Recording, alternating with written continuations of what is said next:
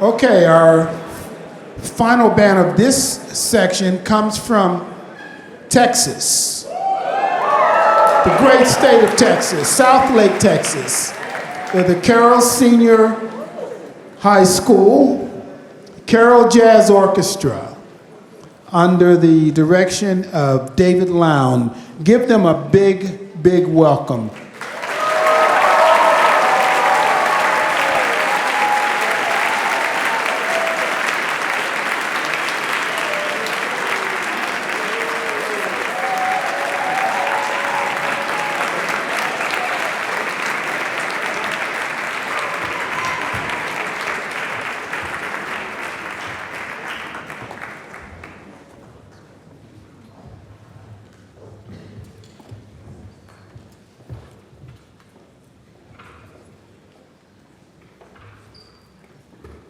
Hello, we're the Carroll Jazz Orchestra from Southlake, Texas.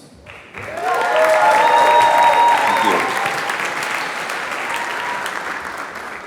you. If you played yesterday, I just want to say on behalf of everybody up here, thank you. We walked out of this room glowing from everyone's performance, and we're just happy to be here with you. So, that's it.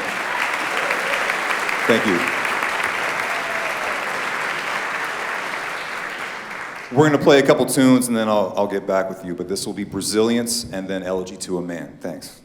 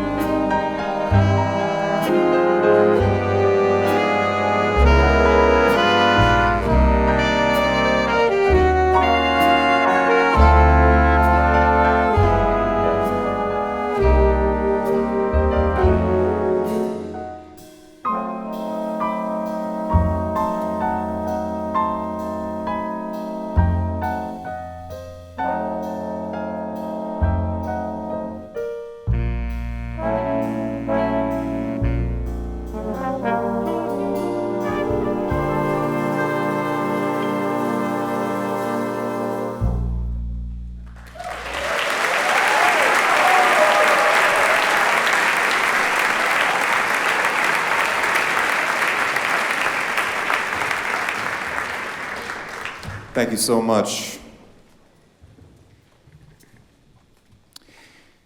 I would like to start by thanking Megan Kelly, Oliver Beardsley, Todd Stoll, Winton, and the kind and wonderful EE staff for making this the best National Fine Arts Festival in existence. Yep. I would like to thank my wife, Bethany, and my children, Pax and Harper, for being such a huge support and source of inspiration in my life. Thanks to the actual best principal, Ryan Wilson, who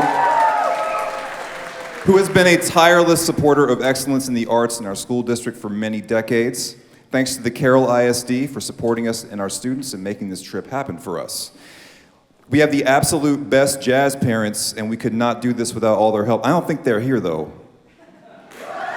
Oh, yeah, they came. And their investment of time throughout the whole year. Thank you to all of the jazz programs in the great state of Texas, who we feel honored to be representing here. Despite everything going on, jazz in public schools in Texas are growing in the right way, and it's very, very beautiful to see. We've had the privilege of having the best professionals in the world working with us, and I cannot name them all, but I would like to thank our mentor and new best friend forever, Alexa Tarantino, right there. Yeah.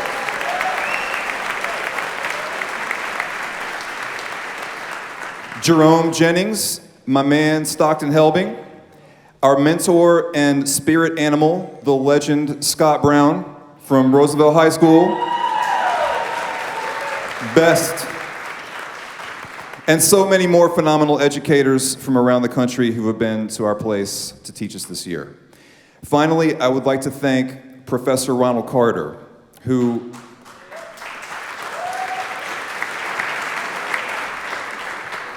is in this room with us right now. He's sitting right back there in that box right next to Alexa. And I just want to say his influence is in every single note, one way or the other, that's being played here. And thank you, Ron, and we love you and we'll never forget you. So, yeah. Thank you. Thank you all so much. We're going to close with Harlem Congo.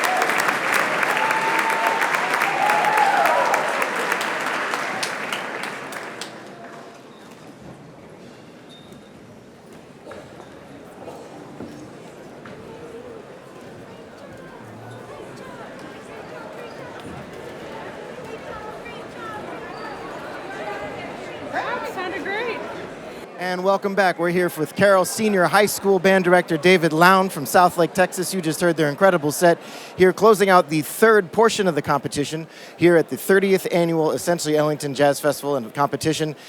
David, well, it was an incredible performance. How are you feeling? I mean, lots and lots of work going into it. You must be feeling great right now. So good, man. And for none of them to have ever been here before, like the vibe was just so good backstage, and they were so relaxed, and that was what we were going for. So I could not be more pleased and proud of them, for real. You spoke briefly on stage about just the energy in the room, the atmosphere. You thanked the other bands. You could talk a little bit more about just the level of inspiration that one draws from being here and getting the chance to compete. Yeah, it's got this reputation as being some crazy competition, which it is, but it's so much more than that. Like, and you could feel it yesterday, like the amount of soul that was coming from every single band from so many different places, man. Like, you can't help but feel wonderful and loved in that environment, and we really did today. Yeah. You pulled a really good swag move with the band in terms of just getting out of the way and letting them do their thing. I can identify with that as a band director. The difference between being on stage in front of them and directing everything versus letting them have it. Talk a little bit about that process and why you made that decision in terms of this performance. Yeah, I mean that's my MO all the time. Like, if I'm not helping them, then I need to be out of their way and let them play. And I feel like when you look at the great jazz groups of history, most of them don't have a director in front of them, and so if they're trained well enough, I just want them to be using their ears and playing together. So, yeah. Yeah, I mean, it's also a really cool visual effect just to sort of see the band on its own. Yeah. I don't want to see me. At what point do you go off book in terms of memorization? What do you mean by that? Well, just like, the band's out there without charts. Like, in terms of the rehearsal process, like, how much time do they have? You know what I mean? I mean, I think a lot of bands had their stuff memorized early on. We really didn't. It's been the last couple weeks where we've really felt comfortable not using it at all. We really did use music a lot up till recently. Yeah, man. It sounded great. It's a beautiful performance. We want to bring some of your students in here. We got a featured tenor soloist and a lead trumpet. Yeah. Oh, yeah. So why don't you tell the good people at home your name, your grade? They can see your instruments, but introduce yourselves. My name is Maggie Kester, and I play lead trumpet. I'm a junior. And? I'm Michael Frack, and I play tenor sax, and I'm also a junior. All right. Maggie, I'm a fellow trumpet player, and I just want to, first of all, compliment you on your one-handed high D flats at the end of the last song. That is no small feat. That takes a lot of corner strength. I'm just curious, like, you've got a really, like, straight stream. Do you do marching band and stuff like that, too? I do, yes. Carroll marching band, dragon band. Yeah, you got the posture, like the arms on that. Talk a little bit about, in terms of just leading the section, do you guys have sectionals and stuff like that? I know especially on Harlem Congo, like each one of those plunger things is its own specific little thing, and it can get kind of tricky with the open close because you think you're getting comfortable with it, and then all of a sudden you got to do two at once. Do you guys have to spend a lot of time outside of rehearsal gathering those kinds of details together? Yeah, absolutely. We definitely try to get together as much as we can, spend as much time getting to know each other, their playing, and not only just how we play, how we move our plunger, like you said, but knowing who we are as people. We go out all the time. We're really good friends, and I think that really connects us and makes us even better players. Take note, playing lead isn't just about high notes. You got to actually lead the section. And for the tenor solo, it was wonderful. You played a lot of great changes and a lot of playing. Clearly, you've got some influences, and you're listening to a lot of music. Who's inspiring to you as a tenor player? Mainly John Coltrane and Chris Potter, and Sonny Rollins as well. Yeah. Good influences to have. Yeah. How do you go about preparing for, you're stepping up on stage in front of all these other great musicians? Do you feel nervous about it? Or do you feel like do you have like a routine to sort of get yourself in the zone for that? Not really. I was pretty nervous, but I mean, I kind of went into it thinking it's not a competition, just to have fun, and it helped me a lot. So. Well, it certainly showed. You guys put on a wonderful performance, and you're both in 11th grade, which means you're coming back. You got a lead trumpet and a tenor solos next year. Yes. All right.